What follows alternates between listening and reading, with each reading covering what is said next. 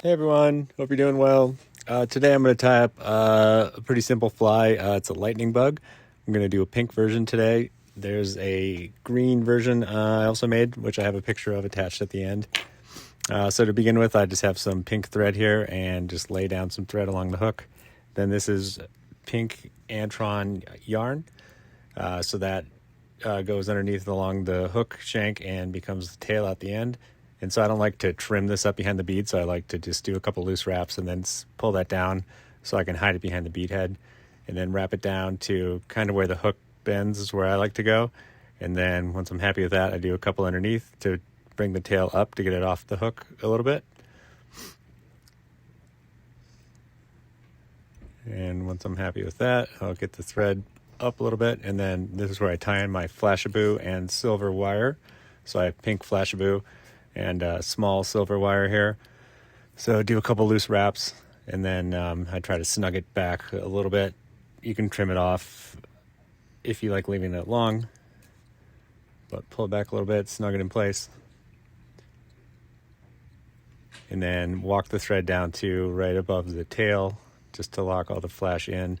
And then take your thread back up towards the bead head, and we will wrap the flash around, and then we will wrap the wire around. So if you have a rotary function on your vise, this is a great time to use it. Just take your time lining these up. Use 2 pieces. You could use 3 even, but I like 2 at least, just to make it extra wide. It makes it a little quicker to get down the whole hook.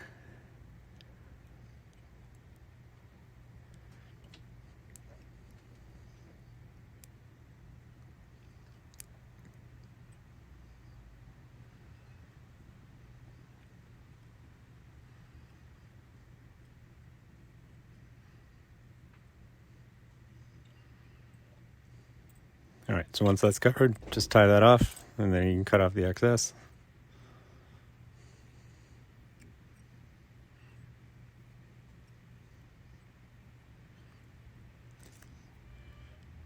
And then we palmer the wire up to do our body segments.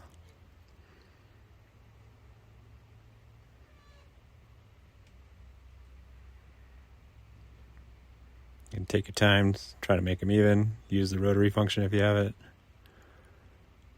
And then once it's at the bead, tie that off and secure that, and then we'll helicopter that wire off.